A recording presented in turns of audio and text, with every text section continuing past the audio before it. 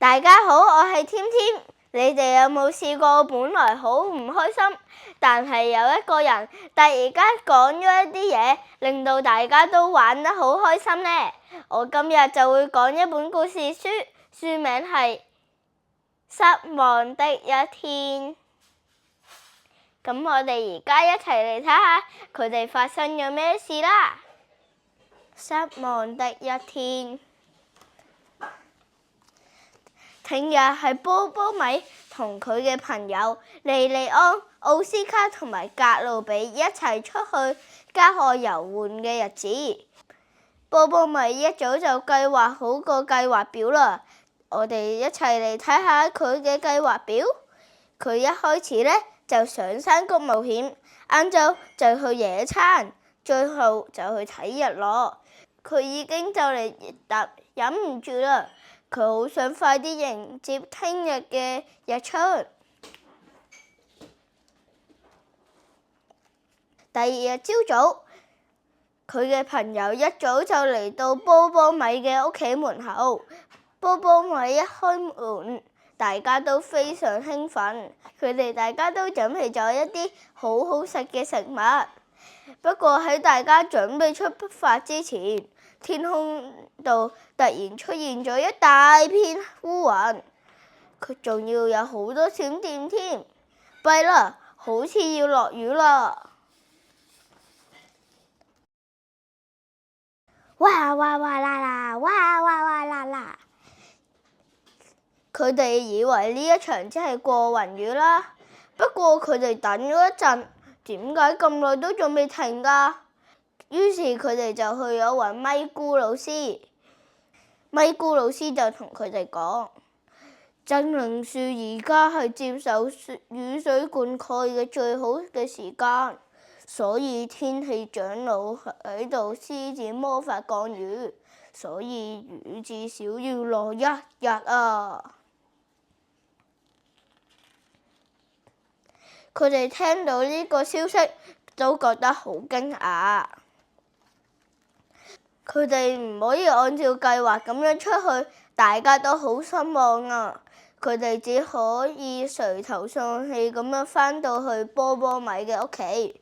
佢哋一邊返去嘅途中，一邊喺度話：點解係今日啊？好唔開心咯！而奧斯卡就轉身同波波米講：唉，真係可惜啊，冇辦法出去冒險啦！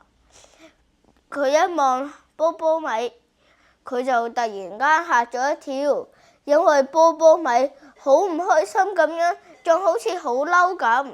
於是佢就問波波米點樣啦？波波米就冇回答，佢悶悶不樂咁樣走入佢間屋。佢哋期望已久嘅日子，居然俾一場大雨就冇晒啦！佢實在唔可以接受到。波波米而家成個腦都係諗住山谷冒險同埋野餐嘅場面，同時佢聽住外面嘅哇啦啦嘅雨聲，心情都越嚟越煩躁啦。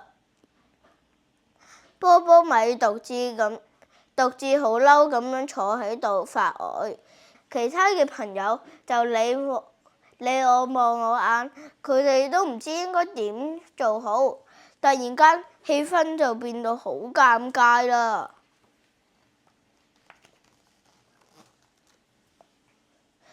格魯比因為覺得太靜，所以佢就率先打破咗肅靜。佢就問：咁我哋而家可以做咩啊？波波米就好嬲咁回答：外面落咁大雨，仲可以做咩啊？喺屋企度發呆咯，唔係你自己出去淋雨咯。格魯比突然間俾人莫名其妙咁樣鬧咗一大餐，佢好委屈。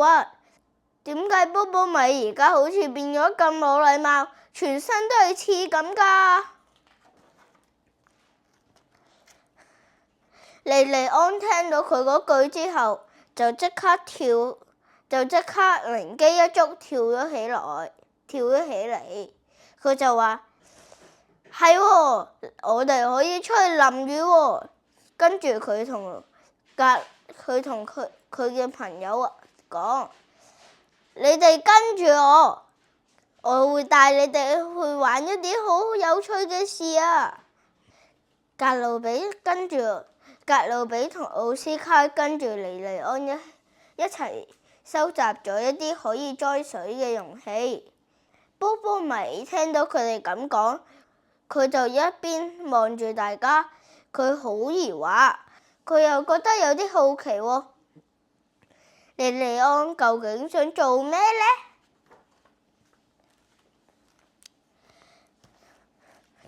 莉莉安同佢嘅朋友一齊走到去一塊大空地，然後佢施出咗一個咒語，就係卡夫克魯西歐。一片好細嘅葉就瞬間長大變到好大，係大過佢哋啊！佢伸出嘅葉子就可以幫佢哋擋雨。大家都好興奮啊！佢哋就將啲容器擺喺雨裏面，然後坐喺草葉下低，寧靜咁樣聽下雨滴落去啲水瓶裏面嘅聲音，踢踏踢踏踢踏踢踏踢踏踢踏踢踏。雨滴就好似一支樂隊咁喺度演奏緊，不知不覺咁，波波米已經徹底咁聽到入迷咗啦。波波米突然意識到，佢自己已經好耐冇好似咁樣，佢安靜咁樣聽下大自然嘅聲音，再睇下側邊美麗嘅景色，令到佢情不自禁咁樣隨住雨聲跳起舞嚟。佢都好開心，佢就手拖手拉住佢嘅朋友，一時呢就跳入去水池裏面濺起水花，一時跳入去泥灘裏面濺起泥花，佢哋都玩得好開心。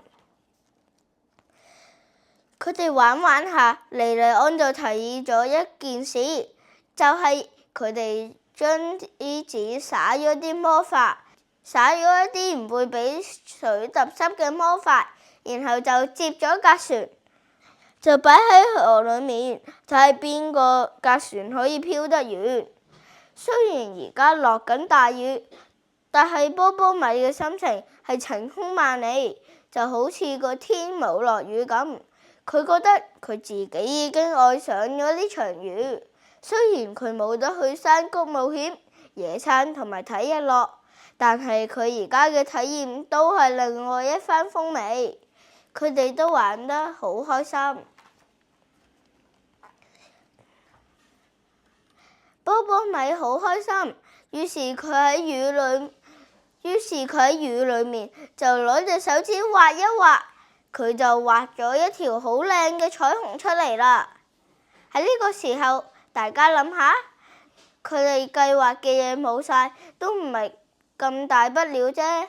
我哋換個角度咁睇，可能令人失望嘅事，或者可能可以變到好有趣㗎喎。大家睇下。小精靈佢哋唔係喺雨裏面度過咗好好嘅一日咩？